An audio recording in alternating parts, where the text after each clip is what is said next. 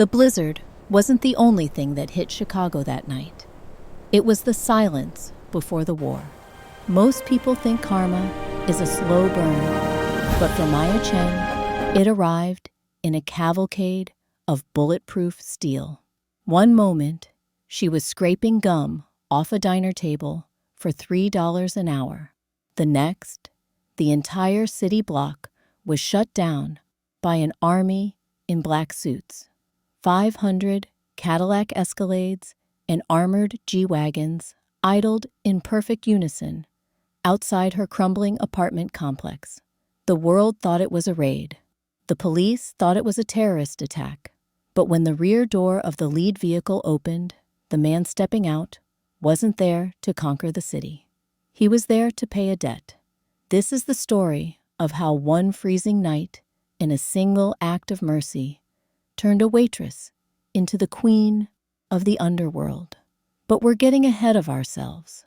Let's go back 12 hours, back to when Maya Chen was still invisible, back to when she thought her biggest problem was making rent. The wind off Lake Michigan felt like it was trying to peel the skin right off Maya Chen's face. It was 3:15 in the morning on a Tuesday, the kind of dead hour where the only things moving in Chicago were stray cats and regret. Maya pushed open the heavy steel back door of the Greasy Spoon, a diner that smelled permanently of burnt bacon and pine sol. She was carrying 2 heavy black trash bags, her knuckles white against the plastic. At 24, Maya looked 30.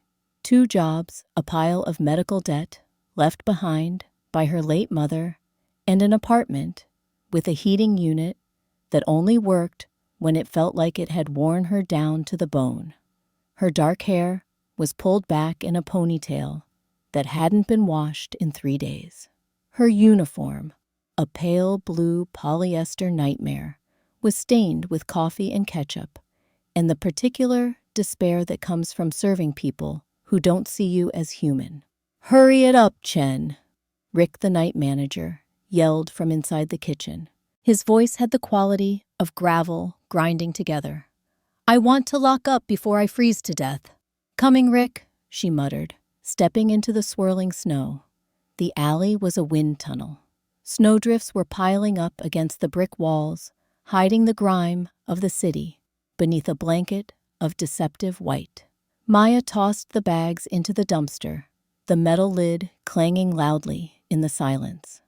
The sound echoed off the buildings, then was swallowed by the wind. She wiped her hands on her stained apron and turned to go back inside, desperate for the dubious warmth of the kitchen. That's when she saw the boot. It was sticking out from behind a stack of wooden pallets near the grease trap. A high-end leather boot, Italian, the kind that cost more than her car. The leather was soaked dark, not from the snow, but from something else, something that looked black in the dim light from the diner's back window. Maya froze. Her first instinct, honed by growing up in the foster system, was to run. Chicago, at 3 in the morning, wasn't a place for curiosity. Curiosity got you killed. Curiosity got you involved in things that stuck to you like tar. But then she heard a sound, a ragged, wet cough. She took a step closer, squinting through the falling snow. The flakes were coming down faster now, fat and heavy, the kind that would bury everything by morning. "Hello." Her voice was smaller than she intended. "You can't sleep here, buddy? The cops patrol this alley." No answer. Just a low groan, the sound of someone in serious pain. Maya pulled her phone out, turning on the flashlight. The beam cut through the darkness and landed on a man slumped against the brick wall. He was wearing a charcoal wool coat that had probably cost thousands of dollars. It was ruined now, soaked dark and heavy with blood. So much blood. He was pale, his skin nearly blending in with the snow. Dark hair was plastered to his forehead. He looked like he had gone 10 rounds with a meat grinder and lost every single one. "Oh my God," Maya whispered. She dropped to her knees beside him, ignoring the freezing slush that immediately soaked through her jeans. The cold bit into her skin, but she barely felt it. All she could see was the blood. All she could think about was another alley 3 years ago, when she'd found her mother in almost the same position. Too late. Always too late. "Sir, can you hear me?" The man's eyes snapped open. They were startlingly blue, piercing even in the haze of shock. For a moment, Maya thought he was already gone, that she was looking into the eyes of a dead man. But then his hand shot out, gripping her wrist, with a strength that shouldn't have been possible for someone bleeding out. "No hospitals," he rasped. His voice sounded like gravel grinding together, rough and broken. "You've been shot," Maya said. Her voice was shaking. She could see the tear in his coat, now just above the hip. Dark fabric, torn open, exposing darker flesh beneath. "You need an ambulance. I'm calling 911. She reached for her phone, but he squeezed her wrist harder. His grip was iron. His eyes were wild, desperate, the look of a cornered animal. "No cops. No ambulance. They'll finish it." "Who will?" Maya's heart was hammering against her ribs. "The ones who did this." He coughed again, and blood flecked his lips, bright red against pale skin. "Help me or leave me, but don't call." Maya looked at the man, really looked at him. He was dangerous. That much was obvious. The watch on his wrist was a Patek Philippe, the kind she'd only seen in magazine ads. His hands, even covered in blood, had the look of someone who was used to giving orders, used to being obeyed. The cut of his coat, the quality of his boots, even the way he held himself, despite the pain. This was a man of power. If she walked away, he would be a frozen corpse by sunrise. The snow would cover him, and by the time anyone found him, he'd be just another statistic, another victim of Chicago's brutal winter, an even more brutal underworld. If she helped him, she might be inviting a war into her life. But Maya Chen had a fatal flaw. She couldn't let things die. It was why she'd adopted the stray cat with 3 legs last summer. It was why she still visited her mother's grave every Sunday, even though the woman had barely known Maya existed through the fog of addiction. And it was why she was currently shivering in an alley with a bleeding stranger instead of getting into her warm car. "Damn it," she hissed. "Can you stand? I can try," he managed. "My car is around the corner. If you bleed on my upholstery, I'm killing you, myself." It took 5 agonizing minutes to get him to her rusted 2008 Honda Civic. He was heavy, dead weight, mostly leaning on her small frame. Every step made him grunt in pain, but he didn't cry out. He had a discipline about him that was terrifying, the kind of control that came from a lifetime of not showing weakness. Maya could feel his blood soaking through her uniform, warm against her skin. The smell of it, copper and salt, made her stomach turn. She'd seen blood before, too much of it, but never like this. Never from someone who was still alive, still fighting. She shoved him into the passenger seat and reclined it as far as it would go. He passed out almost immediately, his head lolling to the side. Maya jumped into the driver's seat, her heart hammering so hard she thought it might burst through her chest. Her hands were shaking as she gripped the steering wheel. She looked back at the diner. Rick had already turned off the sign. The windows were dark. He hadn't even checked to see if she was okay. Hadn't even noticed she'd been gone for more than 5 minutes. To Rick, she was invisible. To everyone, she was invisible. But this man, this bleeding, dangerous man. He had looked at her like she was the only thing in the world that mattered. Maya put the car in gear. She wasn't going to the hospital. She was taking him, though she didn't know it yet, to her studio apartment on the south side. She was about to make the decision that would change her life forever. The drive took 20 minutes that felt like hours. Every red light was an eternity. Every siren in the distance made her flinch. The man in her passenger seat kept drifting in and out of consciousness, muttering things she couldn't understand. Names, maybe. Warnings. "Stay with me," she kept saying, even though she had no idea why it mattered. "Stay with me." Maya's apartment was a converted loft in a building that used to be a textile factory. It was drafty. The floors were uneven. The elevator had been broken since 2019. Getting the stranger up 3 flights of stairs was a nightmare. By the time she kicked her front door open and dragged him onto her cheap IKEA rug, Maya was sweating despite the cold. She locked the door, all 3 locks. Then she wedged a chair under the handle for good measure. She knelt beside him and ripped open his expensive coat. Underneath, he wore a white dress shirt that was now entirely red. The fabric clung to his skin, soaked through. Maya grabbed a pair of scissors from her sewing kit and cut the fabric away, her hand steadier now that she had a task.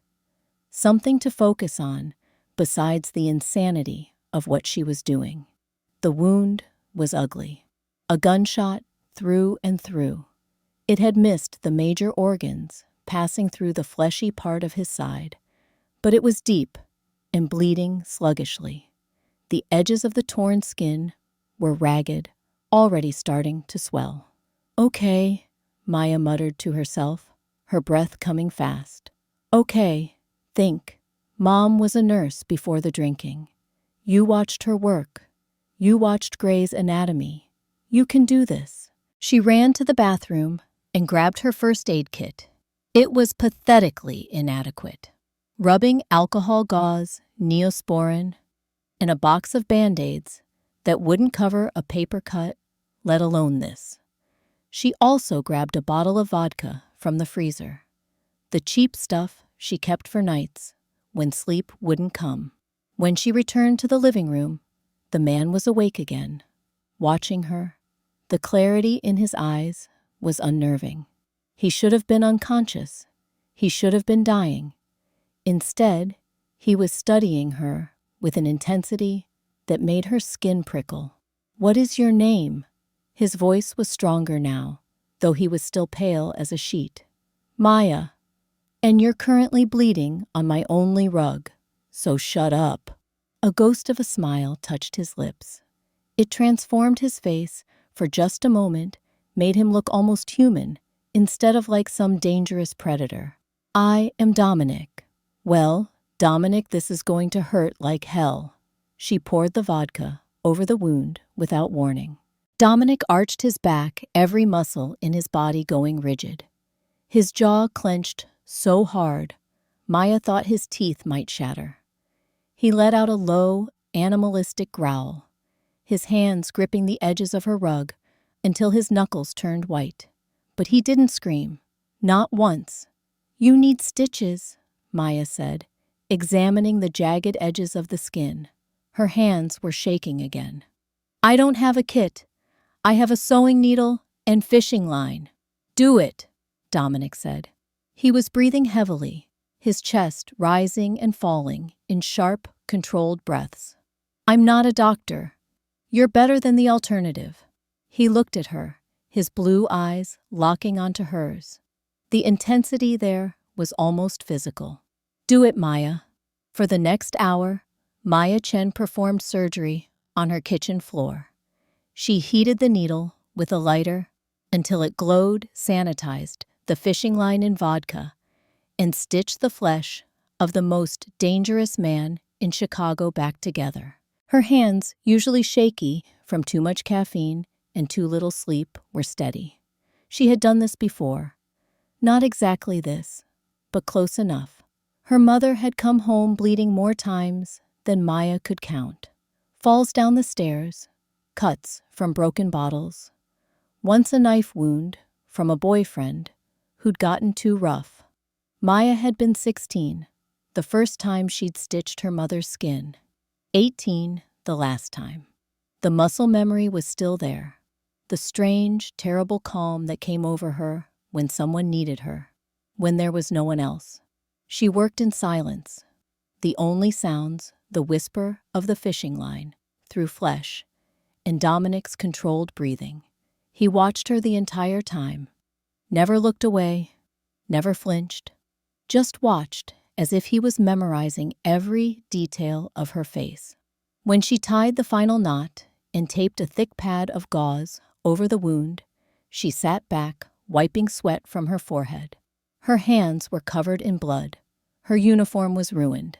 The rug beneath them looked like a crime scene. Dominic was still watching her. The color was returning slightly to his face, though he still looked like death warmed over. "You have steady hands," he murmured.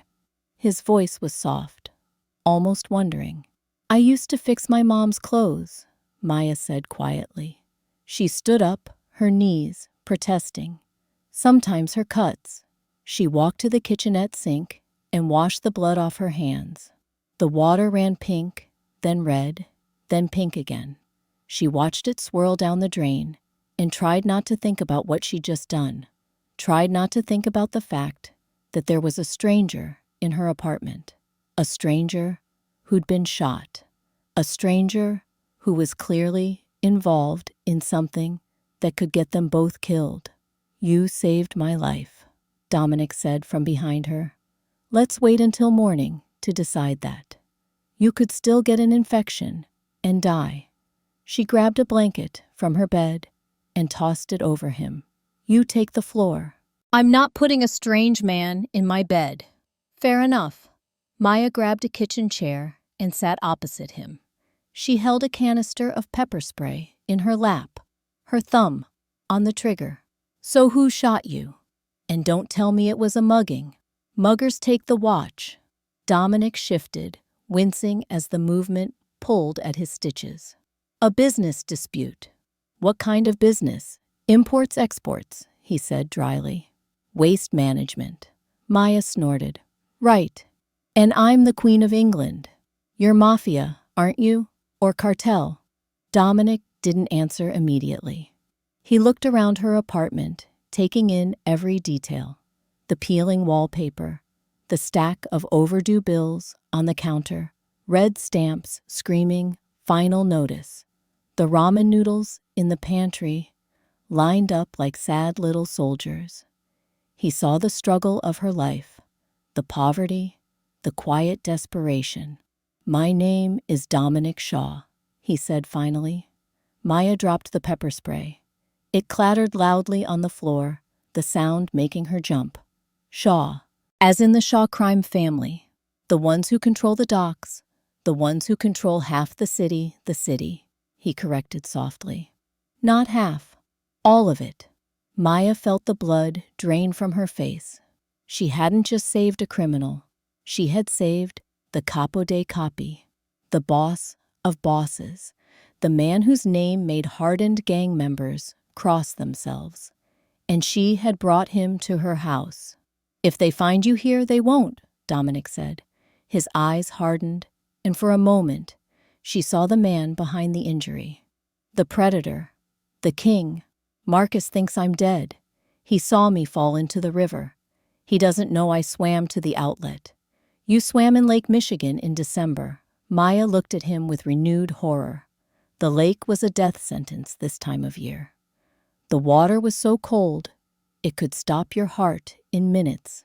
"Adrenaline is a powerful drug," Dominic said. He tried to sit up, but his face went white, and he sank back down. "I need to make a call, but not on a cell phone. They can be tracked." "I have a landline," Maya said. The words came out automatically, her brain still trying to catch up with the reality of her situation. "I only keep it because the buzzer system requires it." It's in the kitchen. Dominic dragged himself up. Maya moved to help him, but he waved her off.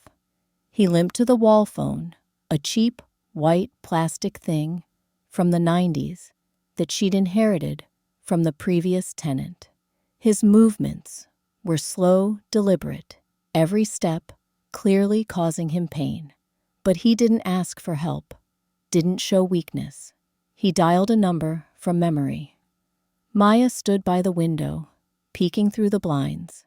The snow was falling harder now, the flakes so thick she could barely see the street below. The world was white and silent, empty. "It's me," Dominic said into the phone. The change in his voice sent a shiver down Maya's spine. It wasn't the voice of the wounded man in the alley anymore. It was the voice of a king.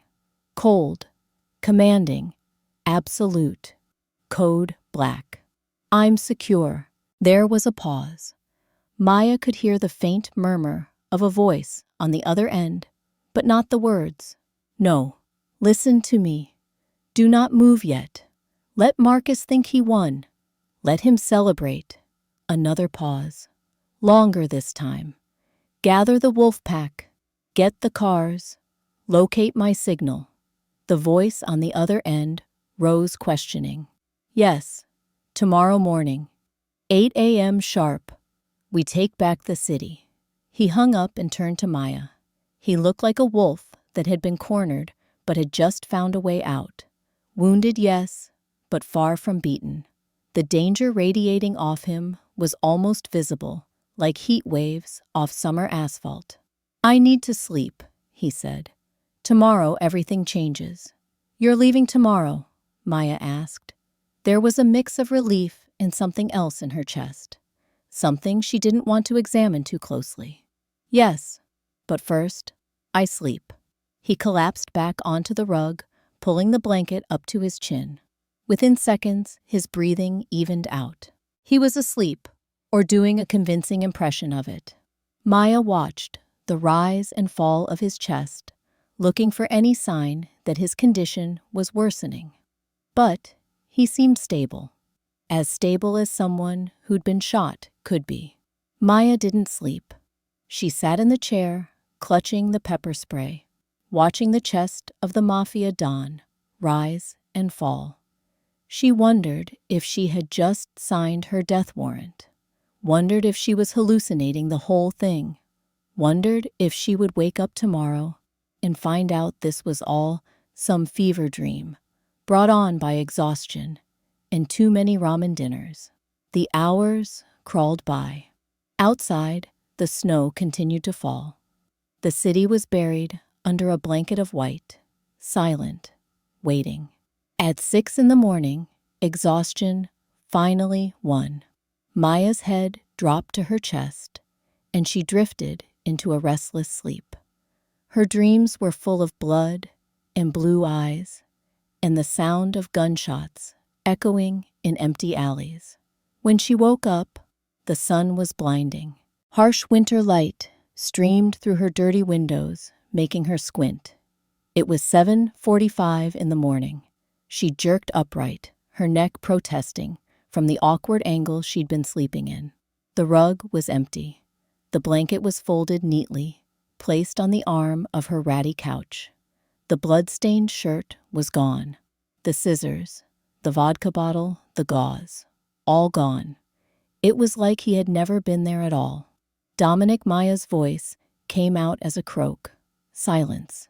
She ran to the bathroom. Empty. She checked the closet, even though it was ridiculous. Empty.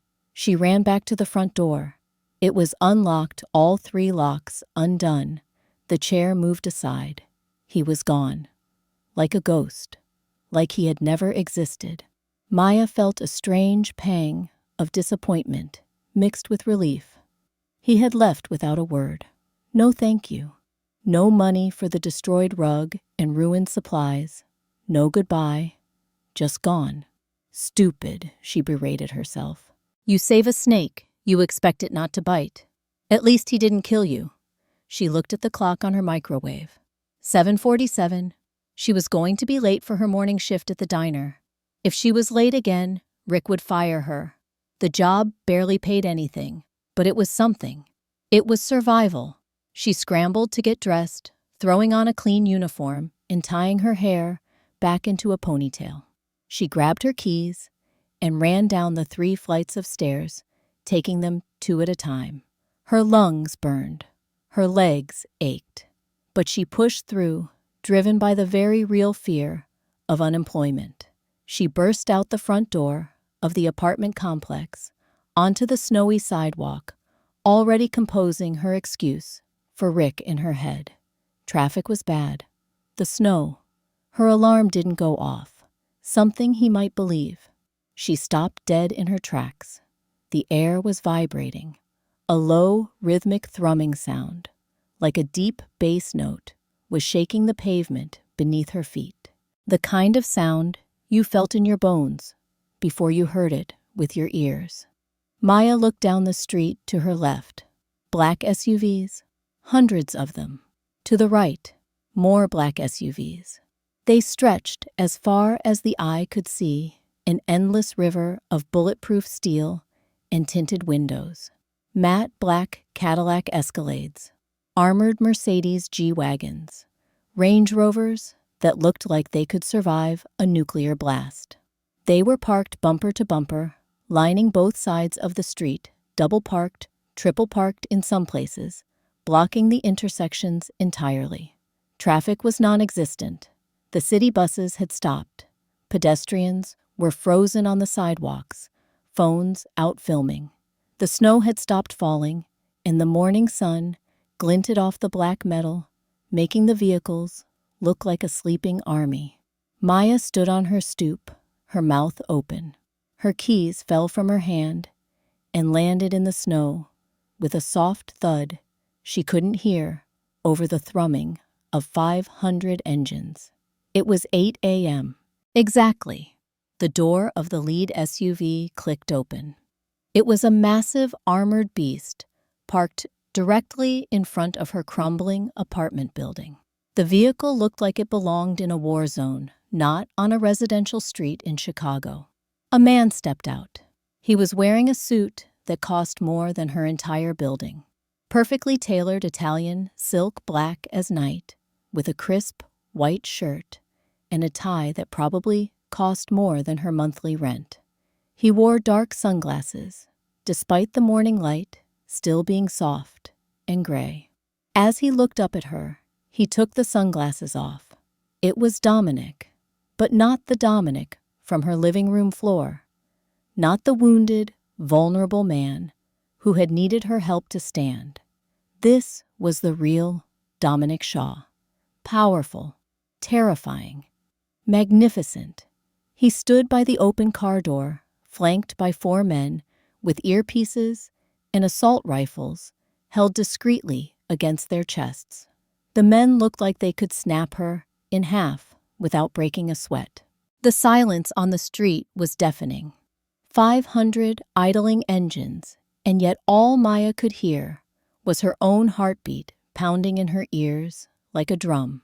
Dominic looked at Maya, shivering in her waitress uniform, on the steps of her rundown apartment. Her cheap polyester uniform, her scuffed shoes, her hair still messy from sleep. She looked exactly like what she was, a nobody, invisible. He didn't smile. His face was a mask of cold authority. But his eyes, those blue eyes, found hers across the distance, and something in them softened just for a moment. He extended a hand toward the open car door. The gesture was an invitation, a command, a promise. "Get in, Maya," he said. His voice carried clearly in the silent street, cutting through the rumble of engines.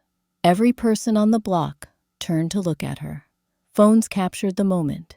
News helicopters were probably already on their way. "Where are we going?" Maya's voice came out as a squeak. She hated how small she sounded. "To get breakfast," Dominic said. "And then to collect your debt." Maya looked at the army of cars. 500 vehicles, each one worth more than she would make in a lifetime. She looked at her beat-up Honda Civic, parked down the street, already half buried in snow. She looked at Dominic's hand, still extended, patient, waiting. She thought about her apartment, the overdue bills, the ramen noodles, the shifts at the diner where Rick yelled and customers didn't tip, and she went home smelling like grease and failure. She thought about her mother's grave, the headstone she was still paying off in installments. She thought about a life of invisibility, of being someone the world looked through instead of at. She thought about blue eyes in the darkness and a voice saying her name like it mattered. Maya took a step forward, then another. Her legs felt like they belonged to someone else. She walked down the steps, across the snowy sidewalk, toward the open door of the Escalade, toward Dominic Shaw, toward a future she couldn't begin to imagine. The men with guns didn't move, didn't react, but she could feel their eyes on her, assessing, judging, wondering who this woman was and why their boss had brought an army for her. Maya reached the car. Up close, she could see the details she'd missed from the steps. The scar on Dominic's jaw, faint but visible in the morning light. The expensive watch on his wrist, the same one from last night, now cleaned of blood. The way he held himself, like a man who had never doubted his place in the world. She stopped in front of him. For a moment, they just looked at each other. The man who ruled Chicago and the woman who had saved his life with fishing line and vodka. "Thank you," Dominic said quietly, so quietly that only she could hear, "for not letting me die."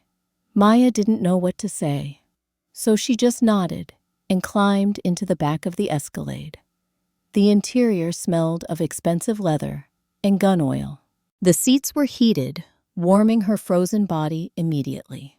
There was a crystal decanter built into the console, filled with amber liquid that probably cost more than her car. Dominic slid in beside her.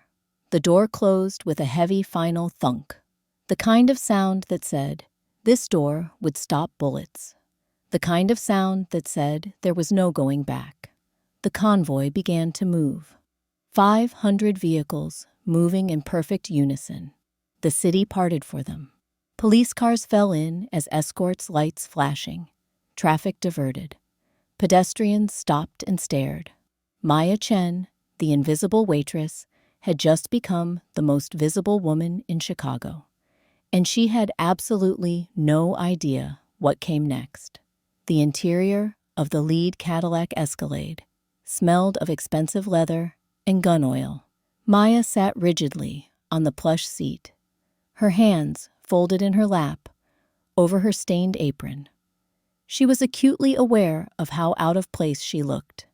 Her cheap polyester uniform, her scuffed sneakers, the faint smell of bacon grease that clung to her clothes, no matter how many times she washed them.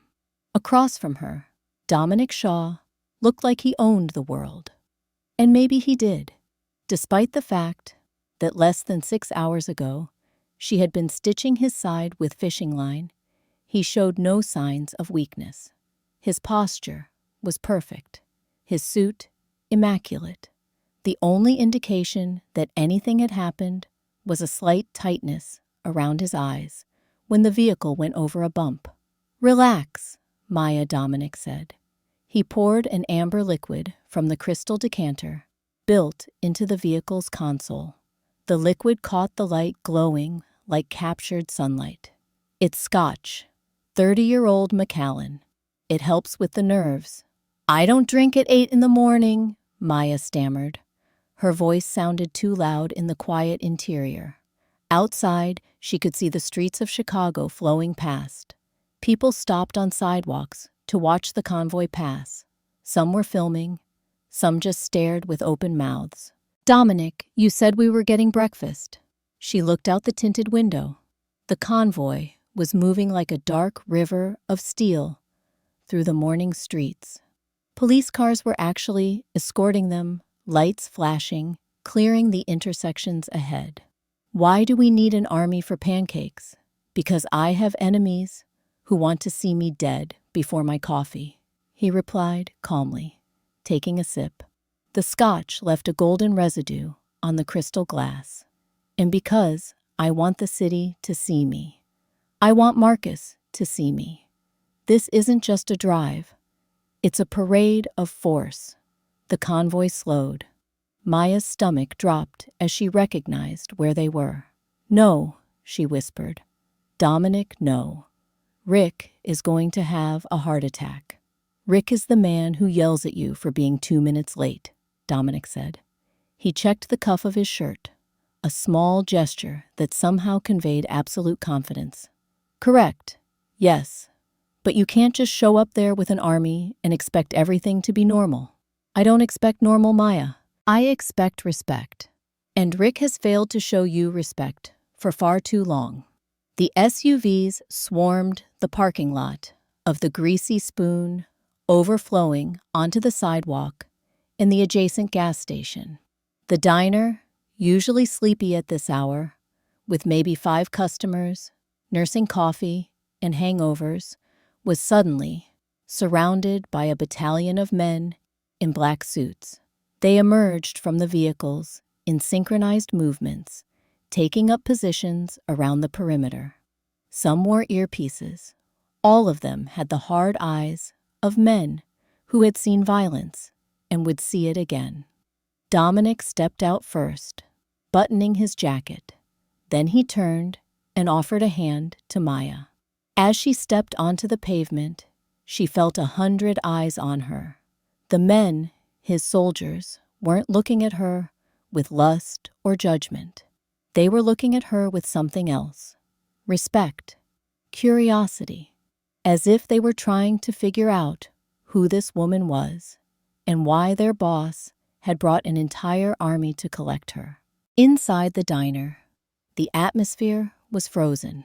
The few regulars, Old Man Jenkins, who came in every morning for eggs and toast. The trucker guys, who usually sat at the counter swapping stories, were all staring out the windows with their mouths open. Their coffee sat forgotten getting cold. Rick, the manager, was standing behind the counter holding a coffee pot. His face was the color of spoiled milk.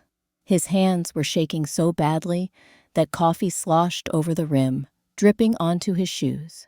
He didn't seem to notice. The bell above the door chimed cheerfully as Dominic walked in. The sound was absurdly normal, a bright little jingle that belonged to a different world, a world where men in $1,000 suits didn't walk into diners, followed by armed bodyguards. 4 bodyguards took up positions at the corners of the room. They didn't point their weapons. They didn't need to.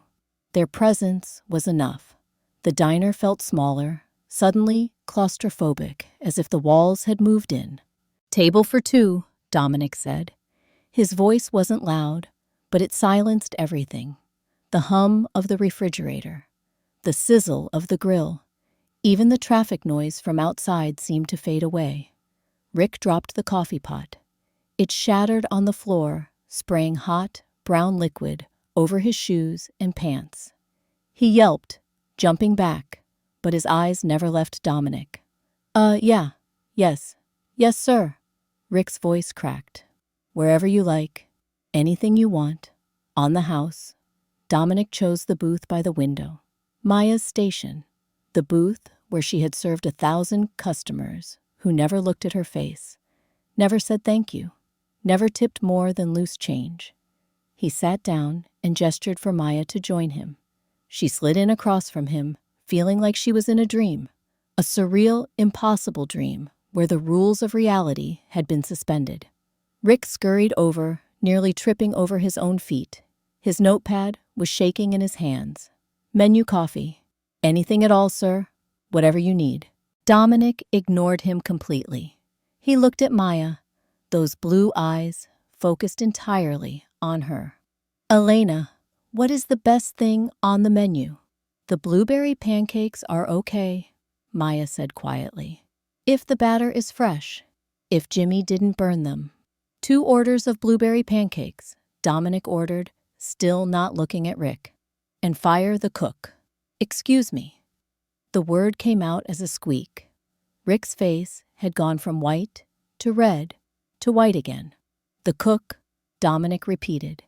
He finally turned his gaze to Rick, and the temperature in the room seemed to drop 10 degrees. He burns the bacon. I can smell it from here. The ventilation system is inadequate, and he clearly doesn't clean the grill between orders. Sir, I just manage the place. Mr. Henderson owns the building. I can't just fire Jimmy. He's been here for 15 years. And while you are at it, bring me the deed to the building. Rick blinked rapidly, like a man trying to wake up from a nightmare. The deed, sir, I don't understand. Mr. Henderson would never sell. This place has been in his family for 30 years. Mr. Henderson has already been contacted by my associates, Dominic said. He pulled a folded document from the inside pocket of his jacket. The paper was crisp, official-looking, with multiple signatures, visible even from where Maya sat. He sold the building to me 3 minutes ago over the phone for triple the market value. He was very cooperative. Dominic slid the paper across the table. Rick picked it up with trembling hands, his eyes scanning the document. Maya watched the color drain from his face as he realized it was real. All of it was real. This establishment now belongs to the Shaw Family Trust, Dominic said, which means, Rick, that you now work for me. He leaned forward. The movement was slight, but Rick flinched, as if Dominic had pulled a gun. And I hear you treat your staff poorly, yelling, docking pay for minor infractions, forcing people to work through breaks, creating a hostile environment. Rick looked at Maya. His eyes were pleading, desperate. She could see the calculation happening behind them, the realization that she had somehow brought this down on him, that the invisible waitress he'd tormented for 3 years had connections he couldn't have imagined. He's difficult, Maya admitted softly. The words felt strange in her mouth. Powerful.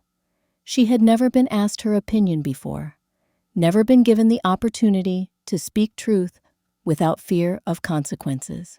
You're fired, Dominic said to Rick. His voice was flat, final. Get out. But sir, I need this job. I have rent. I have bills. Please. Get out, Dominic repeated. His hand moved slightly, and one of the bodyguards stepped forward. The man's hand rested on the bulge under his jacket where a holster would be. The message was clear. Rick untied his apron with shaking hands. He threw it on the floor and practically ran out the back door. He moved faster than Maya had ever seen him move in 3 years. The door slammed behind him, and then there was silence. The other customers sat frozen, not sure if they should leave or stay. Old man Jenkins had his wallet out, a $20 bill clutched in his arthritic hand, as if money could somehow protect him from whatever was happening. Dominic looked around the diner. Everyone else may leave, he said. Breakfast is on the house today. Consider it a change in management celebration. The diner emptied in less than a minute. The customers left their food, their coffee, even their coats in some cases. Only Maya and Dominic remained along with the 4 bodyguards standing at attention in the corners. Jimmy the cook poked his head out from the kitchen. His face was pale, his eyes wide. The blueberry pancakes, sir, yes, and don't burn them. The next 20 minutes were the most surreal of Maya's life. They ate pancakes while 50 armed men stood guard outside. Through the window, she could see the black SUVs, the pedestrians still gathered at a distance, filming everything. The police had set up a perimeter, keeping people back, but they made no move to interfere. They knew who Dominic Shaw was. They knew better than to interrupt. The pancakes were actually good. Jimmy had clearly put extra effort into them, terrified of what might happen if he served substandard food. The blueberries were fresh. The syrup was real maple, not the cheap corn syrup Rick usually put on the tables. Dominic asked her about her life. Really asked, leaning forward, listening to her answers, as if they mattered. He wanted to know about her mother, the medical bills that had crushed them both, the foster system she'd grown up in, her dreams of being a writer put on hold indefinitely because survival took precedence over ambition. He listened with an intensity that made Maya feel like the only person in the world, not invisible anymore, seen, valued. When they finished, Dominic stood up. He left $500 bills on the table, far more than the meal cost. Now, phase 2. What's phase 2? Maya asked. Her voice was small again, uncertain. You can't be seen with the capo de capi, wearing a polyester uniform that smells of maple syrup, he said. There was a hint of amusement in his voice, the first real emotion she'd heard, besides cold authority. He signaled to the head of security, a giant man named Roland, who had a scar running down the left side of his face. Take us to the Gold Coast. Shut down Michigan Avenue. The next 3 hours were a blur of silk and diamonds. Dominic didn't just take her shopping. He commandeered high-end boutiques. At Chanel, he sat on a velvet sofa, while sales assistants scurried around Maya with armfuls of dresses.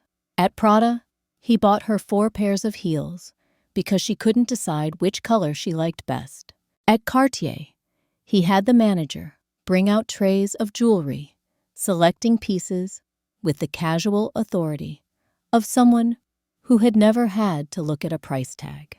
This is too much, Maya protested, as she stepped out of a dressing room in a floor-length emerald green gown that hugged her curves like a second skin. The fabric was butter-soft, probably worth more than her car. Dominic, I can't accept this. I'm just a waitress. Dominic stood up from his chair. He walked over to her, slowly, deliberately. The sales associates melted away, giving them space.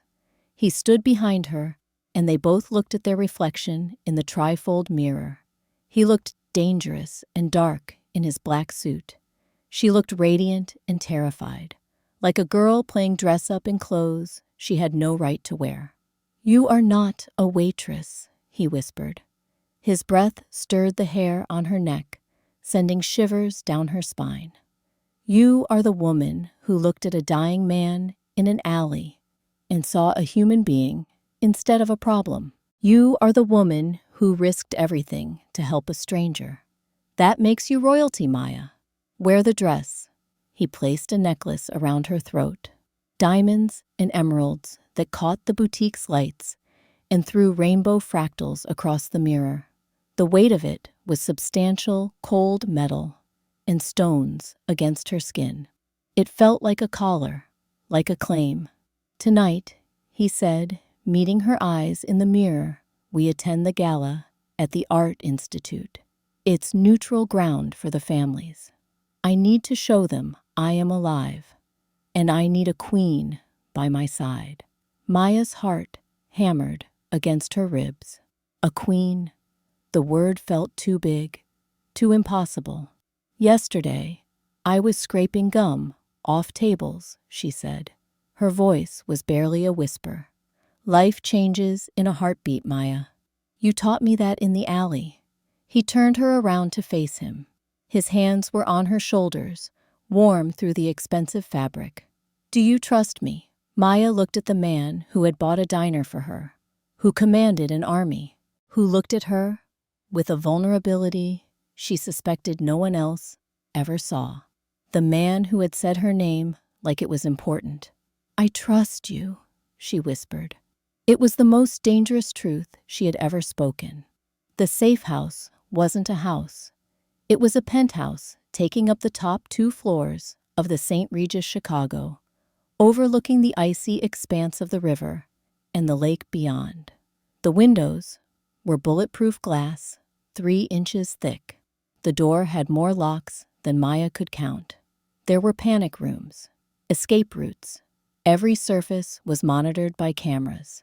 It was 6 in the evening. The gala was in 2 hours. Maya was in the master bathroom, a space larger than her entire apartment. Marble everywhere. A soaking tub that could fit 3 people. Heated floors. A shower with more jets than she could count. She stared at herself in the mirror, still struggling to recognize the woman looking back.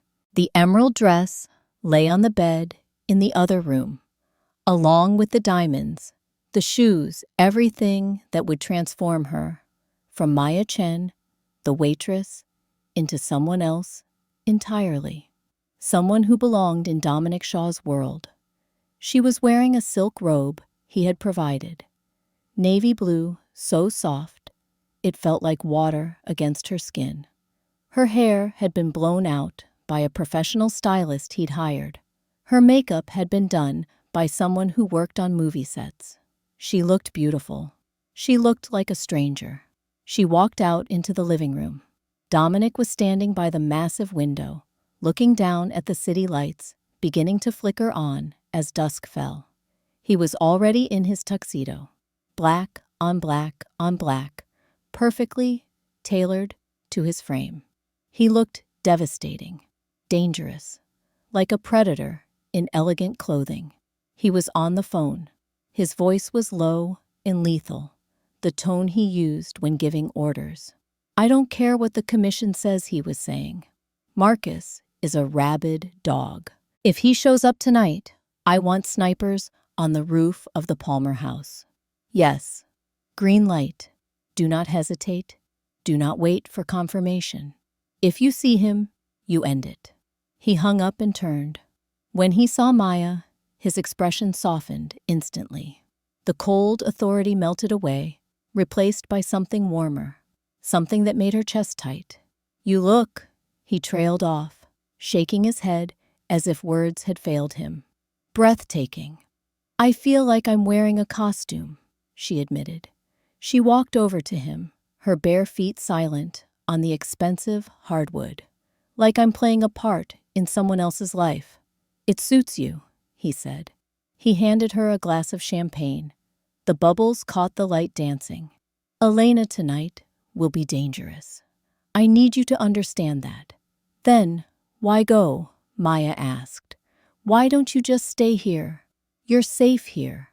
"Because in my world, fear is a death sentence," Dominic said. He took a sip of his champagne, his eyes never leaving hers. "If I hide, I lose respect. If I lose respect, I lose control. And if I lose control, the streets turn into a bloodbath. Innocent people die. Children die. I have to walk into the lion's den and show them I have no fear." "And me?" Maya asked. The question came out smaller than she intended. "Why do you need me?" Dominic set his glass down. He reached out, cupping her face with both hands. His palms were warm against her cheeks. His thumbs brushed along her jawline, a gentle touch that contrasted sharply with the violence she knew he was capable of. "Because when I was bleeding in that alley, I saw my life flash before my eyes," he said. His voice was rough with emotion. "It was empty, Maya. Power, money, violence, respect and fear and control, but no warmth, no light, no reason for any of it beyond perpetuating a cycle that started before I was born. Until you." He leaned in. For a moment, Maya thought he might pull back, might remember who he was and who she wasn't, but he didn't. He kissed her, and it wasn't tentative. It was possessive, hungry, desperate, like he was drowning and she was air. Maya melted into him, wrapping her arms around his neck. the smell of his cologne sandalwood, and something darker, something that reminded her of gunpowder and danger, intoxicated her. For a moment, the danger outside didn't exist. There was only the heat of his body and the strength of his arms and the way he kissed her, like she was the only thing in the world that mattered. A sharp beep from his phone broke the spell. Dominic pulled back, breathless. His eyes were dark with desire and something else, something that looked like regret. He checked the screen, and his face went pale. "What is it?" Maya asked, alarm rising in her chest. Roland, Dominic said. His voice had turned to ice. "My head of security. He's not answering the check-in." Before Maya could respond, the lights in the penthouse flickered and died. The electronic locks on the heavy front doors disengaged with a loud, mechanical clack that echoed through the sudden darkness. Emergency lights kicked on, bathing everything in red. "Get down!" Dominic roared. He tackled Maya, throwing her behind the massive marble kitchen island, just as the front doors exploded inward. The sound was deafening. Debris and smoke filled the room, choking the air. Maya's ears rang. She couldn't hear anything except a high-pitched whine. Then the gunfire started, loud, deafening cracks that echoed off the high ceilings. Maya pressed herself against the marble, her hands over her ears. She could feel the impacts as bullets hit the island chips of marble, flying off in white clouds. Dominic was above her, shielding her body with his one hand, pressing her head down, while the other pulled a handgun from the back of his waistband. A Beretta 92, black metal that gleamed in the emergency lighting. He popped up over the island and fired 2 controlled shots. Through the smoke and chaos, Maya heard 2 heavy thuds as bodies hit the floor. "Stay down," Dominic commanded. His voice cut through the noise, clear and hard. "Crawl to the bedroom. The panic room is in the closet. The code is 0815. "I'm not leaving you," Maya screamed over the noise. The automatic fire was constant now, a rolling thunder that never seemed to stop. "Go!" he shouted. But there were too many of them. More men poured into the penthouse. They weren't using stealth anymore. This was a hit squad, professional, well-armed. They moved with military precision, covering each other, advancing in a pattern designed to eliminate any resistance. Dominic was a one-man army. He moved with terrifying efficiency, using the furniture for cover, counting his shots, making every bullet count. But Maya could see they were being overwhelmed. There were too many angles to cover, too many shooters. A man appeared on the left, flanking them. He had a shotgun, raising it toward Dominic's exposed back. Dominic left. Maya shrieked. Dominic spun, firing in one smooth motion. The man fell, but his shotgun went off the blast, tearing through the wine cellar behind them. Glass exploded. Red wine flooded across the floor, like blood, mixing with the debris and smoke. "We can't stay here," Dominic gritted out. He grabbed Maya's hand. "Service elevator. In the pantry. Now." They scrambled across the floor, slipping on the wine and broken glass. Bullets whizzed past their heads, so close, Maya could feel the air displacement. They shattered vases, artwork, the expensive trappings of luxury reduced to shrapnel. They made it to the pantry. Dominic punched a code into a keypad, hidden behind a spice rack. The wall slid open, revealing a small industrial elevator. They threw themselves inside.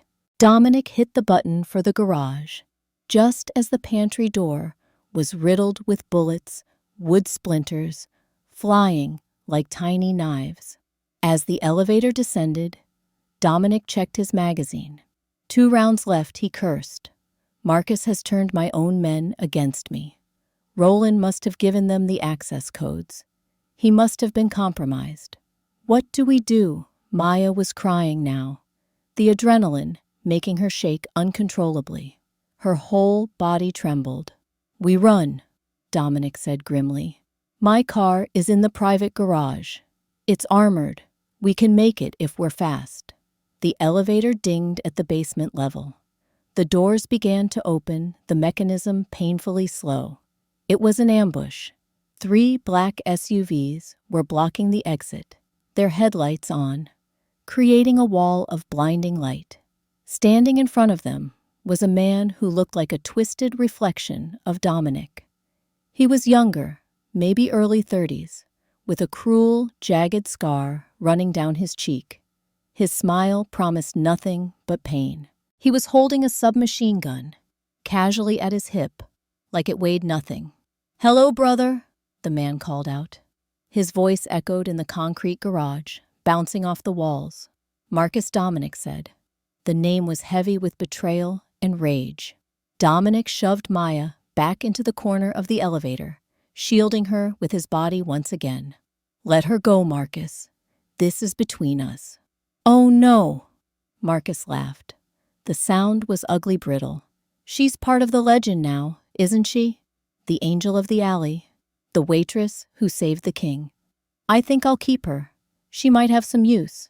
Information, leverage, or maybe just entertainment." Before Dominic could fire a sniper shot, rang out from somewhere in the shadows of the garage. The bullet struck Dominic in his side, tearing through the exact wound Maya had stitched just hours ago. Blood bloomed across his white shirt, spreading fast. The fishing line sutures ripped apart. His gun clattered to the floor as he collapsed, crying out in agony. The wound had reopened, torn wider by the new bullet. Dominic Maya screamed. She dropped to her knees beside him, her hands immediately going to the wound, trying to stop the bleeding. But there was so much blood, too much. "Don't kill him yet," Marcus ordered his men. 2 massive guards moved forward, their boots heavy on the concrete. "I want him to watch." They grabbed Maya, dragging her away from Dominic. She fought like a wild cat, kicking and scratching her nails, drawing blood from one man's face. But they were too strong. Professional soldiers against a woman who had never thrown a punch in her life. "Let me go," she shrieked. Her voice was raw, desperate. "Run, Maya." Dominic gasped. He was trying to reach for his gun with his good arm, but his movements were weak. A guard stepped forward and kicked him in the face. The impact snapped his head back, and he went still. Marcus walked up to Maya. He grabbed her chin, forcing her to look at him. Up close, his eyes were dead, soulless. There was nothing human left in them. "You chose the wrong side, sweetheart," Marcus whispered. His breath smelled of cigarettes and something rotten. Then he hit her with the butt of his gun. The world exploded into white light, and then everything faded to black. The last thing Maya heard was Dominic's voice calling her name. Then nothing, only darkness. Consciousness returned to Maya in slow, painful waves. Her head throbbed with a rhythm that matched her heartbeat, each pulse sending spikes of agony through her skull.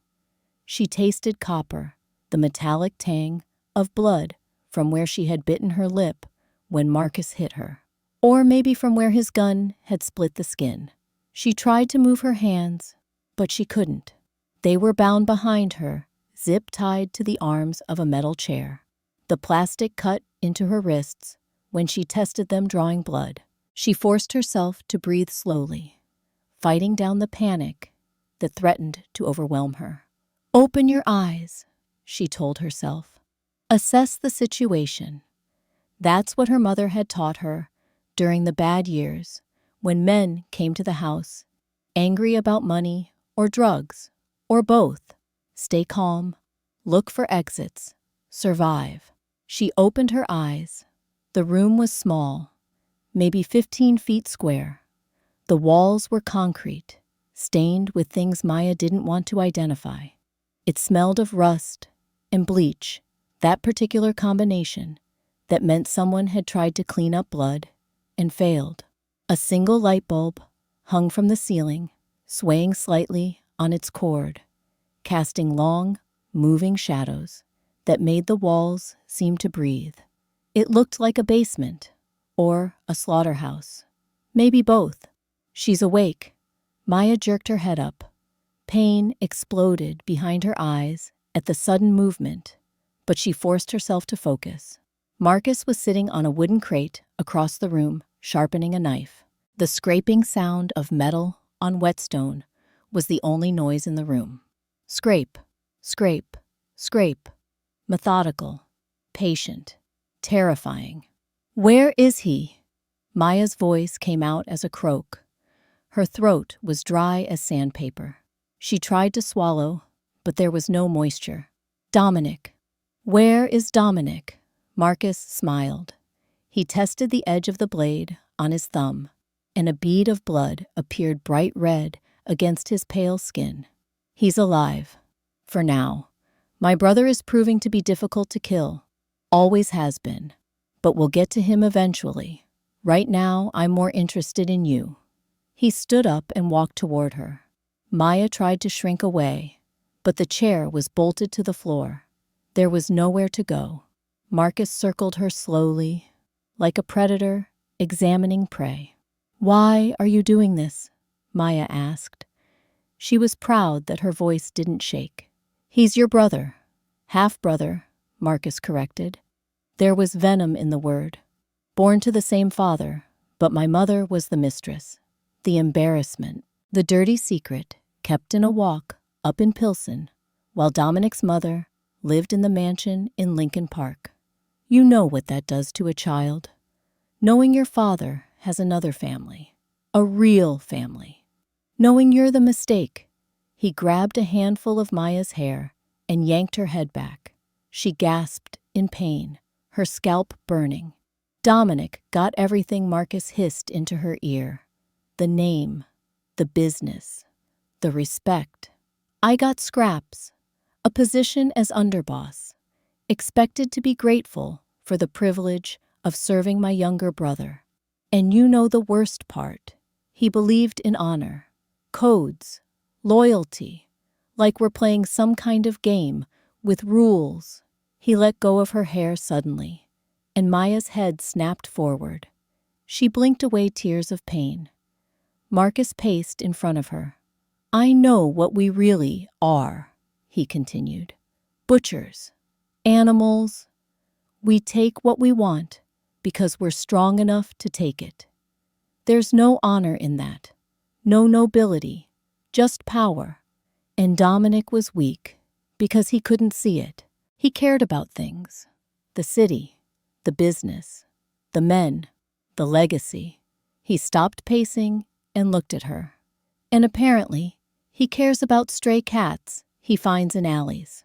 "Dominic has a weakness," Marcus said. He stepped closer, his face inches from hers. "He cares. That's always been his fatal flaw. He thinks being a king means protecting people. I know it means making them fear you. And you, little waitress, you're going to help me teach him that final lesson. He's going to kill you," Maya spat. The words came out with more confidence than she felt. "I saw him. I saw his army. You have a few traitors. He has the loyalty of thousands." Marcus laughed, but it sounded brittle, hollow. "Loyalty is bought, Maya. And I pay better. Fear pays better. When people see what I do to Dominic Shaw, when they see the great Capo dei Capi broken and begging, they'll understand who the real power is." He walked to the door. "Get comfortable. We're going to live stream your execution in 1 hour. It's the only way to draw him out of hiding. He'll come for you. Even wounded, even knowing it's a trap, he'll come. Because that's what heroes do. And heroes always die." The heavy, iron door slammed shut. The lock turned with a final terrible click. Maya was alone. She began to hyperventilate. The walls felt like they were closing in. This was it. She was going to die in a basement because she had helped a stranger, because she couldn't walk past someone bleeding in an alley, because she had a fatal flaw of her own. She cared too much. No, she thought. The word was sharp in her mind, cutting through the panic. No, I survived the foster system. I survived my mother's addiction. I survived 24 years of poverty and invisibility, and being told I didn't matter. I am not dying here. She looked at her restraints. The zip ties were heavy duty, the kind police used.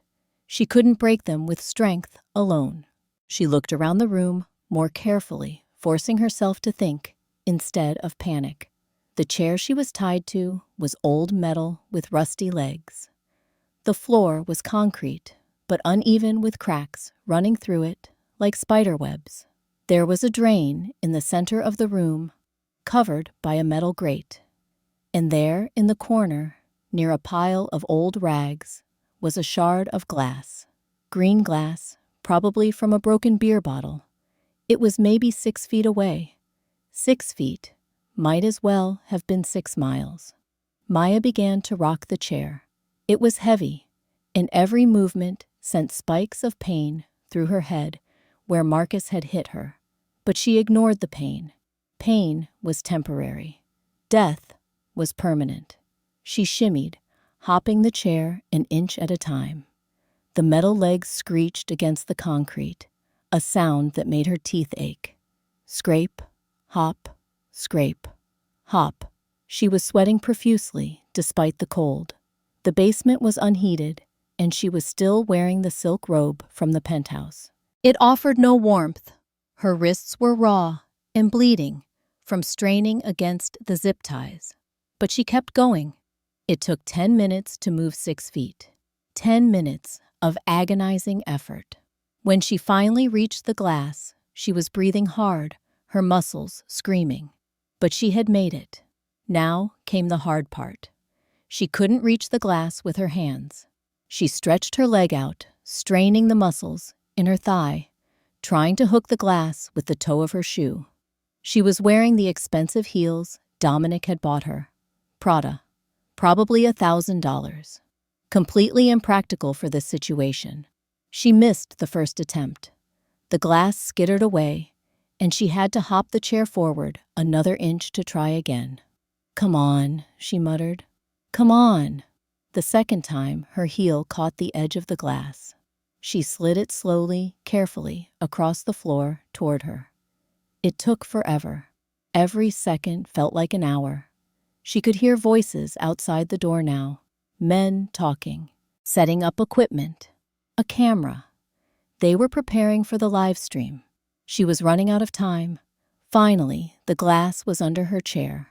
Maya leaned down, contorting her body in ways that made her shoulder pop painfully. She bit her lip to keep from screaming. The metallic taste of blood filled her mouth again. Her fingers brushed the edge of the glass.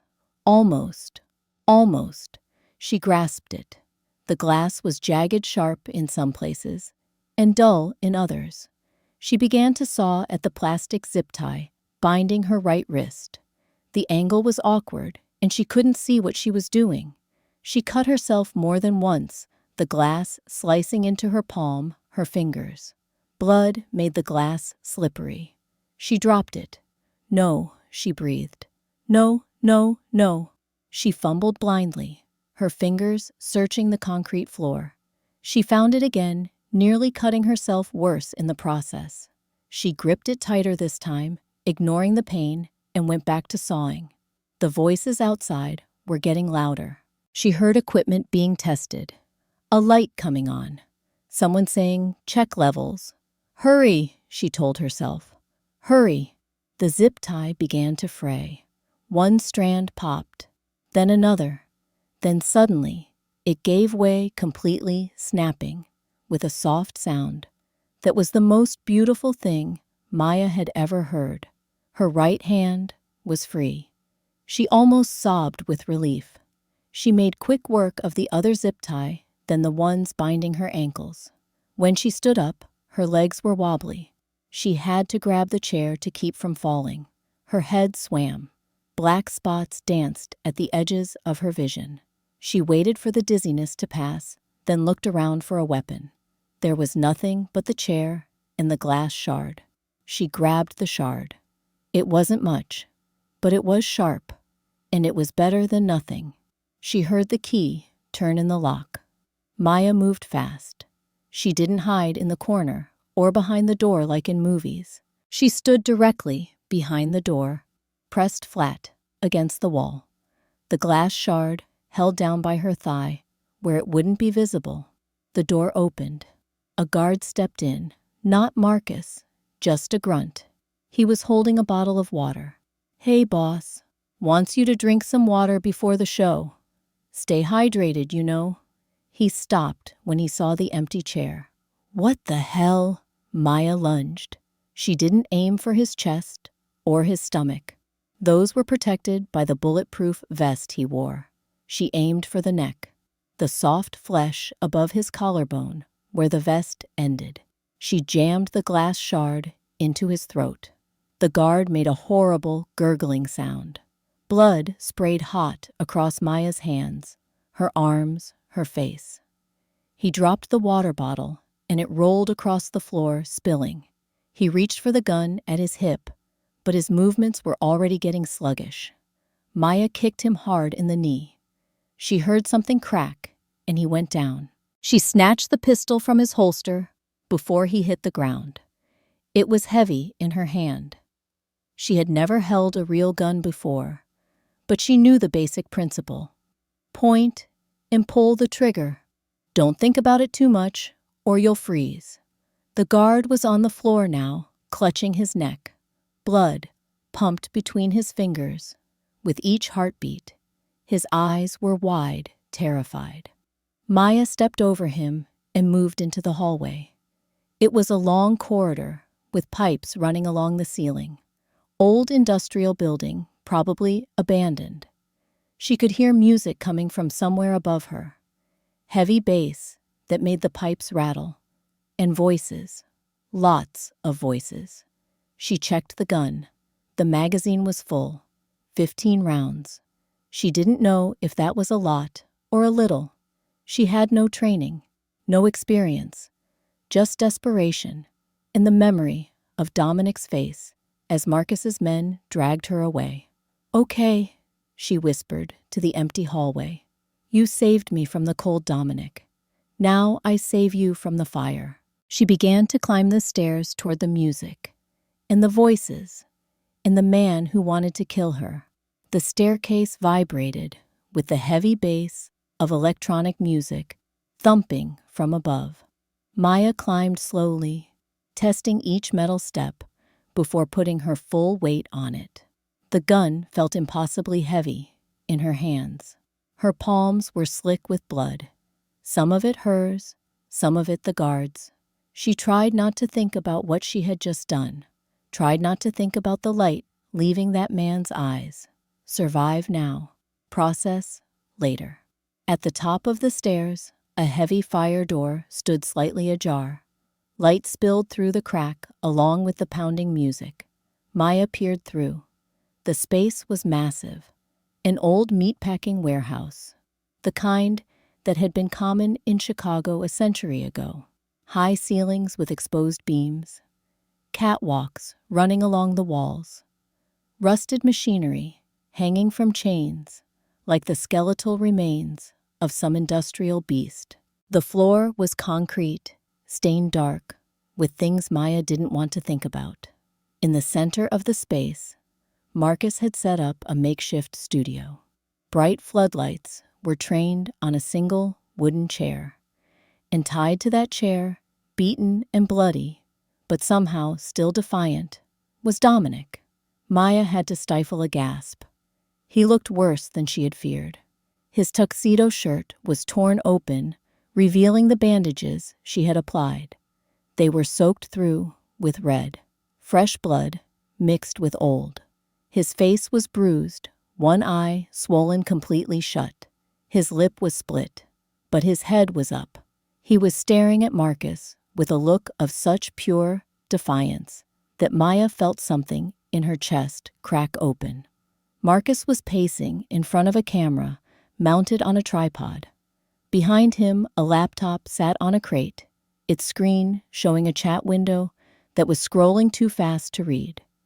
Numbers in the corner. 2.3 million viewers. 2 million people watching this. Turn off the music, Marcus Dominic said. His voice was rough damaged, but still strong. If you're going to kill me, have the decency to do it in silence. Or are you afraid to hear what I have to say?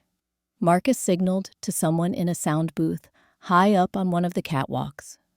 The music cut out instantly, leaving a ringing silence in the cavernous space. I'm not afraid of you, Lorenzo, Marcus said. He pulled a Desert Eagle from his waistband. The gun was massive chrome, plated the kind of weapon meant to make a statement. You're a ghost, a relic. Your time is over. Dominic looked directly into the camera. Then his eyes shifted, scanning the shadows of the warehouse.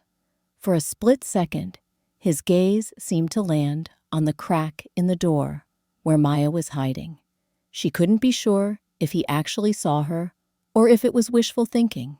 My kingdom knows what to do, Dominic said softly. And my queen is coming. Marcus laughed. It was a harsh barking sound. Your queen, the waitress. She's rotting in the basement. Lorenzo, probably crying for her mother, probably praying for it to be over quickly. Maya tightened her grip on the gun. She looked around, assessing the situation the way Dominic had taught her over breakfast when they'd played chess. He'd said the key to strategy was seeing the whole board, understanding not just where the pieces were, but where they could move. There were 6 guards on the ground floor, forming a loose perimeter around the chair. 2 more were on the catwalks above, holding assault rifles. They looked professional, alert. She couldn't just walk out and start shooting. She would be cut down in seconds. She needed an equalizer, something to shift the odds. Her eyes landed on a control panel on the wall beside her. It was old industrial, with thick levers and switches covered in dust and grime. Labels in faded paint, conveyor belt, hydraulic lift, overhead system, and one large lever marked emergency release. Maya remembered this was a meatpacking plant. The overhead system would be the hooks and chains used to move sides of beef across the ceiling. If she pulled the emergency release, everything would come crashing down. It was insane. It was desperate. It might kill Dominic along with everyone else. But it was the only chance they had. Maya set the gun down carefully. She grabbed the largest lever, the one marked emergency release. It was heavy, corroded with age. She pulled. Nothing happened. She pulled harder, putting her whole weight into it. The lever resisted, then suddenly gave way with a screech of protesting metal. The sound echoed through the warehouse like a banshee's wail. A deafening grinding noise filled the air. The hydraulic system, dormant for years, roared to life. High above massive iron chains and hooks began to move. Not smoothly. They jerked and swung wildly.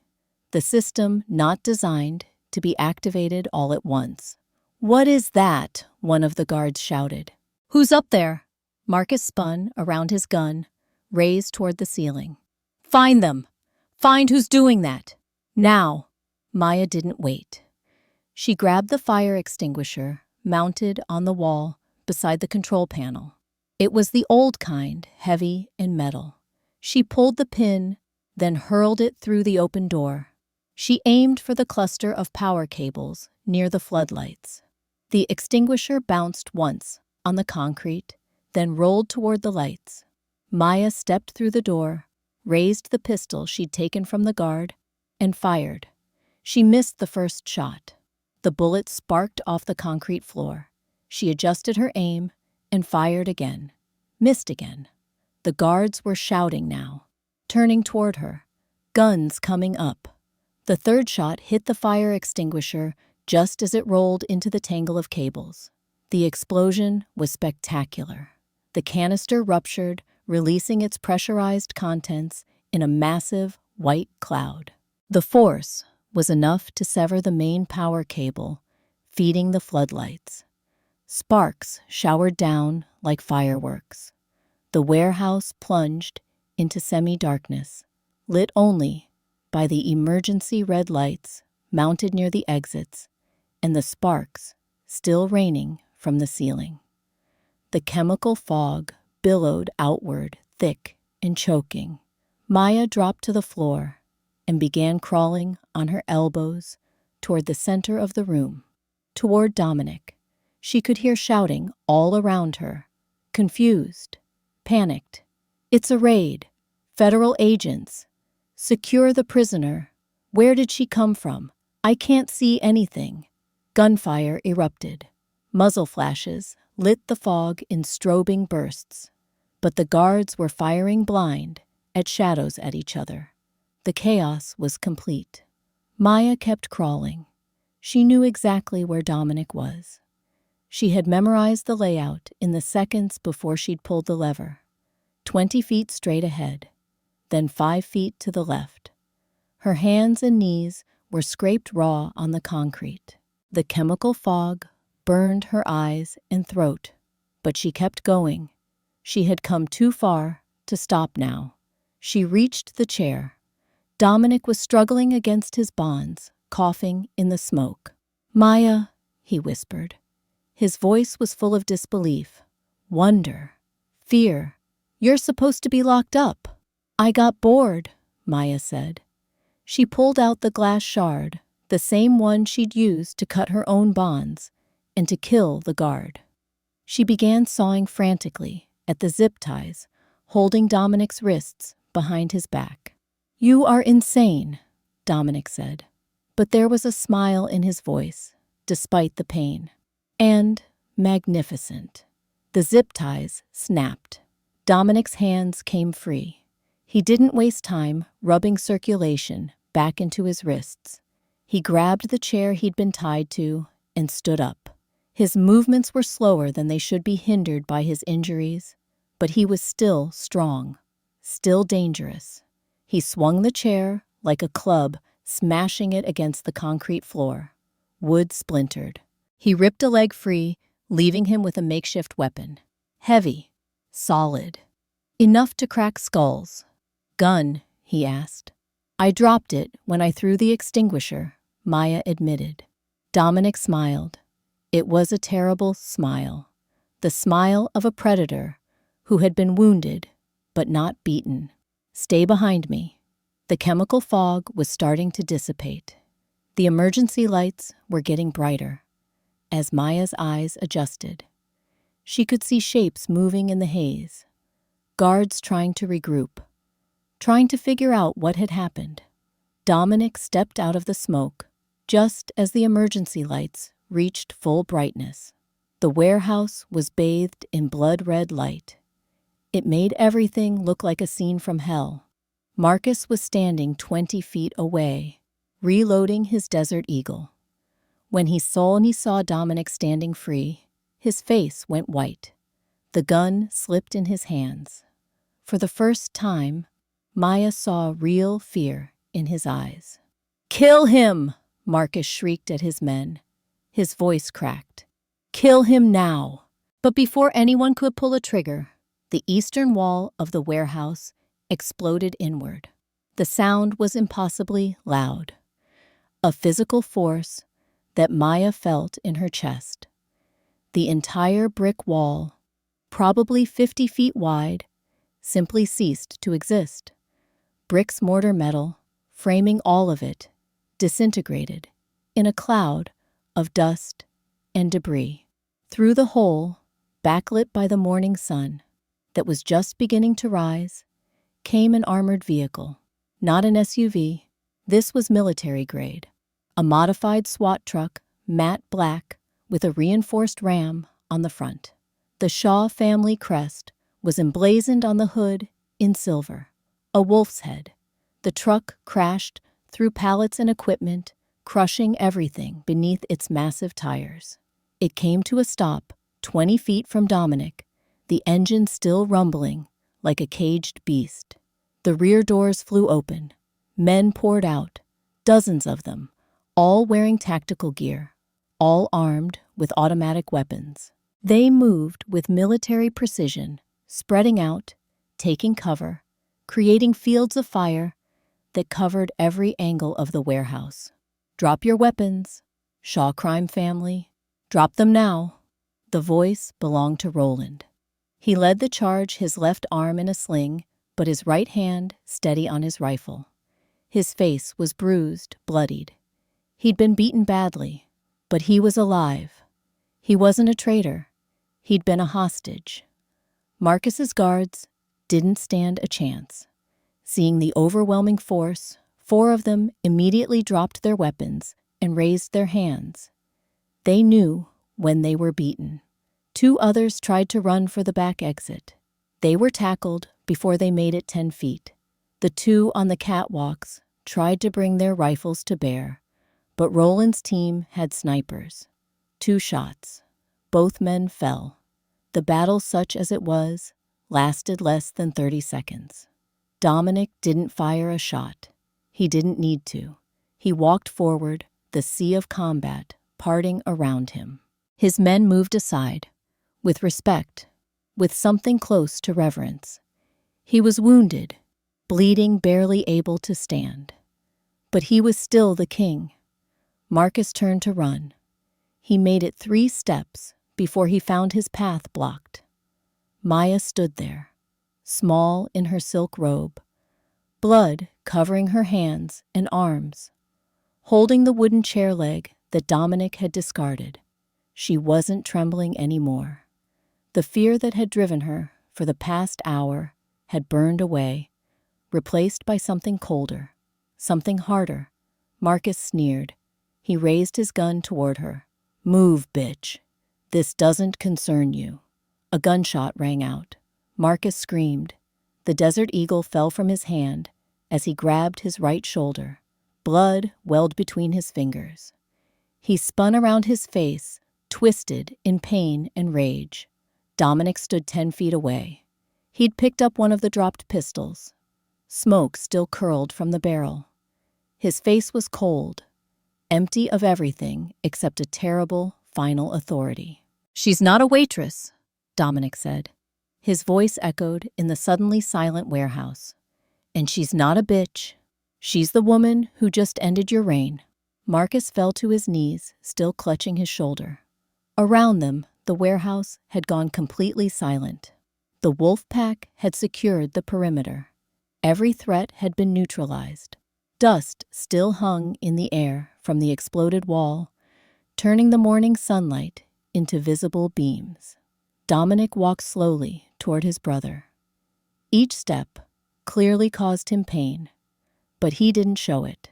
He looked down at Marcus with an expression Maya couldn't quite read.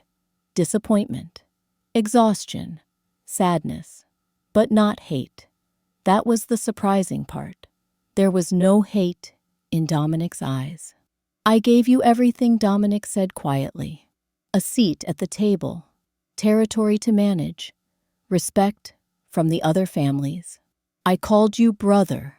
You gave me scraps," Marcus spat. Blood bubbled on his lips. "You and your honor, your codes, your weakness. I wanted what was mine by right, what should have been mine from the beginning. And that's why you lost," Dominic said. He looked tired suddenly, older, "because you saw the throne as an ending, the prize. But it's not. It's a burden, a responsibility, something you protect, not something you take." He turned to Roland. "Get him out of here. He stands trial before the commission." "I won't kill him tonight," Boss Roland began. His tone suggested he disagreed with the decision. "He tried to kill you, tried to destroy everything. The old ways say execution. The old ways have kept us in the dark for too long, Dominic said. He looked at Maya as he spoke, and something passed between them. An understanding. The commission will decide his fate. Not me. That's what justice looks like. Roland nodded. He signaled to two men who stepped forward and hauled Marcus to his feet. Marcus was still screaming threats, promising revenge, swearing vengeance. But his voice faded as they dragged him toward the hole in the wall where the truck had entered. The warehouse was emptying. The wolf pack was securing the perimeter, removing bodies, beginning the cleanup. Maya watched it all with a strange detachment. She felt disconnected from her body, like she was floating somewhere above it all. Dominic dropped the gun. It clattered on the concrete. Then his legs gave out. Maya was moving before she consciously decided to. She caught him just as he fell, her arms wrapping around his waist. He was heavy, all muscle and dead weight, but somehow she held him up. "You're not dying on me," she whispered fiercely, her voice shaking. "Not after everything. Not now." He leaned his forehead against hers. His breath was ragged, painful. She could feel his blood soaking through her robe, warm and wet. "You came for me," he murmured. His good eye was unfocused, shock setting in. "Against an army. You came. You bought me pancakes," Maya said. Her own voice was shaking now, the adrenaline finally wearing off. "It was the least I could do." Dominic laughed. It was a terrible sound, half wheeze, half cough. But it was genuine, real. He looked at her, really looked at her, and she saw everything he was feeling in that moment. Gratitude, respect, something deeper that neither of them was ready to name. Roland approached. "Boss, we need to get you medical attention, now." Dominic nodded. He looked at Roland. "You weren't compromised." "They took my daughter," Roland said. His voice was flat, emotionless, but Maya could see the rage burning beneath the surface. "Said they'd kill her if I didn't give up the access codes. I gave them old codes. Bought enough time for the wolf pack to mobilize. Your daughter's safe. Your men got to her first. She's with your aunt in Milwaukee." "Good," Dominic said. He swayed again, and both Maya and Roland moved to steady him. "Get the car. The clean one. We're going home." "Where to, boss?"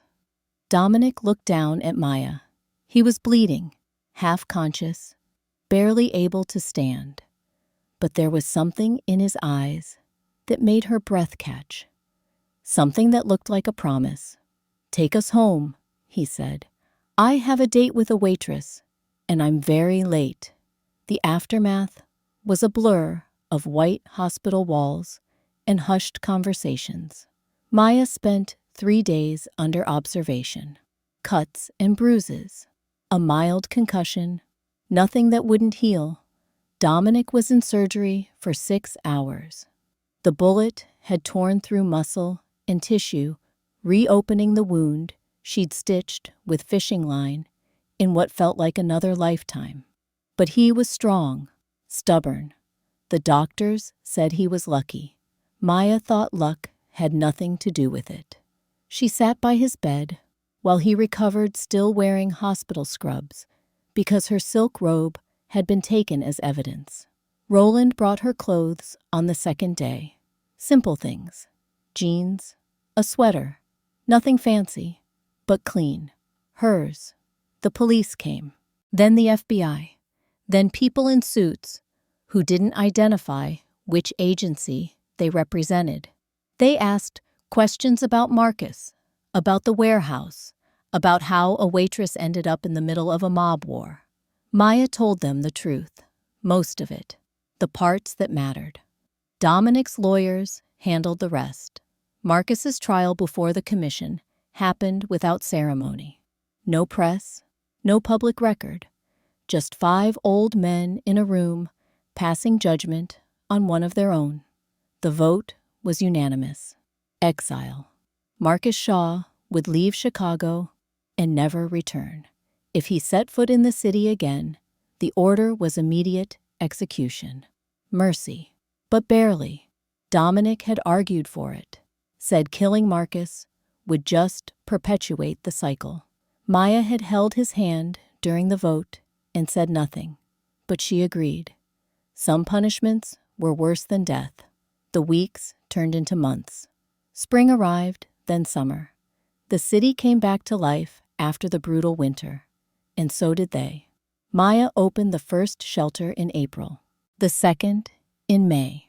By June, she was running a full operation, pulling in donations from people who had never heard of the Shaw family, but believed in second chances.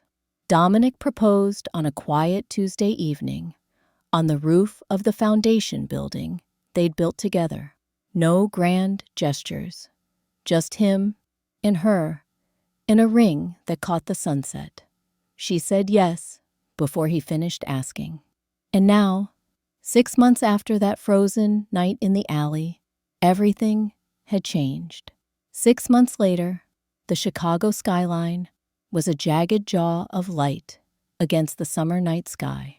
The air was warm, carrying the smell of ozone and grilled food from the street festivals below.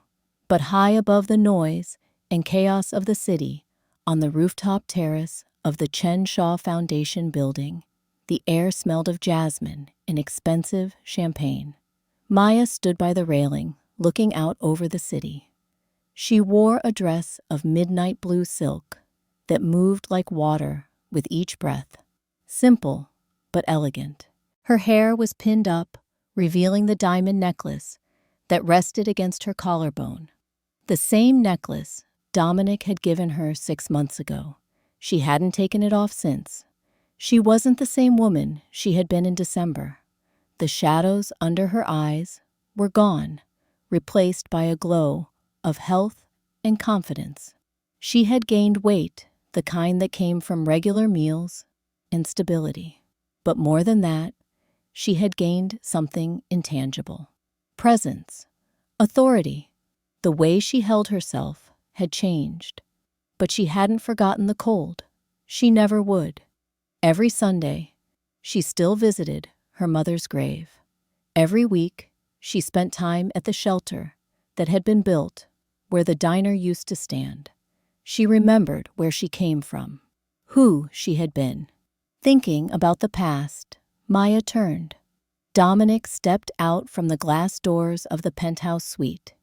He moved with a slight limp now, a permanent reminder of the night at the warehouse.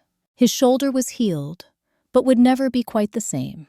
But otherwise, he was the picture of power. His tuxedo fit perfectly. The gray at his temples only made him look more distinguished. He walked to her, handing her a glass of sparkling water. She had given up alcohol. Running the charitable arm of the Shaw Empire required a clear head. "I was thinking about the diner," Maya said. She took the glass. "I drove past it today."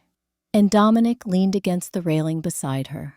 "Rick is working the grill at a burger joint in Naperville," Maya said. She smiled slightly.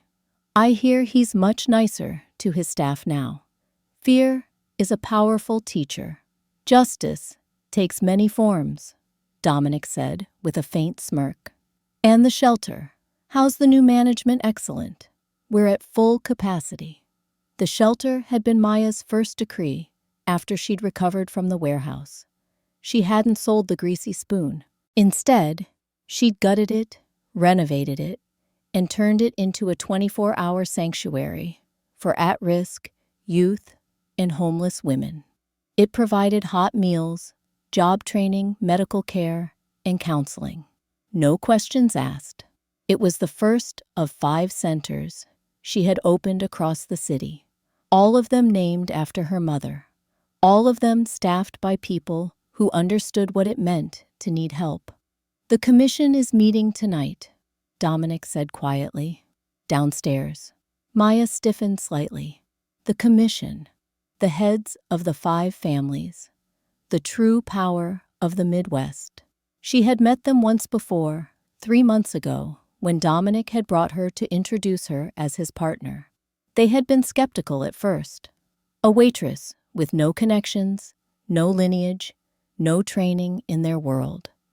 But she had won them over one by one with intelligence and determination. "They're still causing trouble about Marcus?" she asked. Marcus was gone. He had disappeared from federal custody 2 days after the warehouse raid. The official report said escape.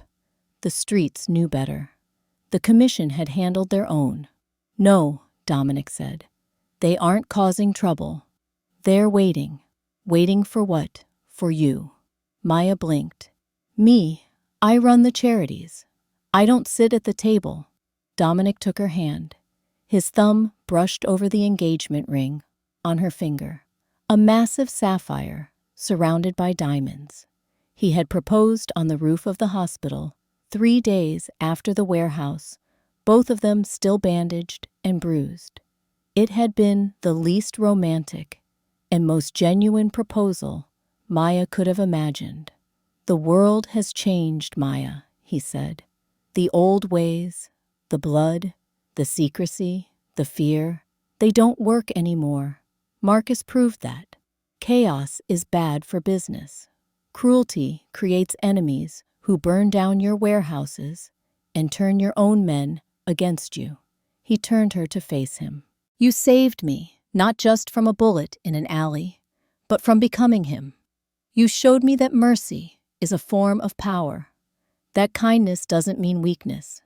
The families respect strength, yes, but they fear influence. And you have the heart of the city in your hand." "I'm not a mob boss, Dominic," she whispered. "No," he agreed. His eyes were intense, burning with conviction. "You're something more dangerous. You're the reason I fight, the reason any of this matters. You're the woman who looked at a dying man and saw a person worth saving. That makes you a queen in every way that counts." He offered her his arm. "Shall we go downstairs? They can't start without us." Maya looked at the glass doors. Behind them, down a private elevator, sat 5 of the most dangerous men in America. Men who controlled shipping lanes and unions and politicians. Men who could end lives with a phone call. Men who had seen violence Maya couldn't imagine. But she had seen violence too now. She had killed a man with a glass shard. She had stormed a warehouse to save the person she loved. She had stared into the eyes of evil and refused to blink. She thought of the freezing alley, the fishing line, the 500 SUVs, the man who had said her name like it was important. Maya smiled. It was a sharp, beautiful smile. The smile of someone who knew exactly who she was and what she was capable of. "Let's go," she said. "I don't want them to get comfortable." She took his arm. They walked to the elevator together, past the security guards, who nodded respectfully. The doors closed, cutting off the view of the city. As they descended, Maya caught their reflection in the polished metal. Dominic, in his tuxedo, powerful and dangerous. Maya, in her silk dress, elegant and unbreakable. The waitress was gone. The queen had arrived, and outside in the streets below, 500 black SUVs idled in perfect formation, waiting, always waiting, ready for whatever came next. The elevator descended in silence. 40, 35, 30. "Are you nervous?" Dominic asked. "Terrified," Maya admitted. "But I've been terrified before. I'm still here." The doors opened on the 40th floor. The hallway was burgundy, carpet dark wood doors at the end. 2 guards nodded as they approached. The doors opened. The commission room. Long mahogany table. 5 old men, hard eyes, decades of violence in their faces. At the head, an empty chair. Beside it, another. "Gentlemen," Dominic said, "I believe you know Maya Chen." 5 pairs of eyes assessed her. The waitress who saved your life once said. Silver hair scar on throat. Vincent Calabrese. And saved it again. We've heard the stories. She's more than that, Dominic said. He pulled out the chair beside his. Maya sits with me. As an equal. Silence. This was unprecedented. Vincent studied Maya. The city speaks well of your shelters, Miss Chen. My granddaughter volunteers at the one on Ashland. That's the goal, Maya said steadily. One life at a time. And if we vote no, another asked. Antonio Ricci. Then you'll find a new supplier for your shipping, Dominic said calmly. Because I stand with her. Completely. The men exchanged glances. Silent negotiation. Vincent stood, raised his glass, to the Iron Angel. May her mercy be as strong as her steel. One by one they stood, unanimous. Maya sat down. She felt the weight of history, of power, of responsibility. Dominic took her hand under the table, squeezed once. Welcome to the table, Miss Chen, Vincent said. The meeting lasted 2 hours. When it ended, they walked back to the elevator. Maya caught their reflection in the metal. Dominic, powerful. Maya, unbreakable. The waitress was gone. The queen had arrived. And outside, 500 black SUVs waited. The end.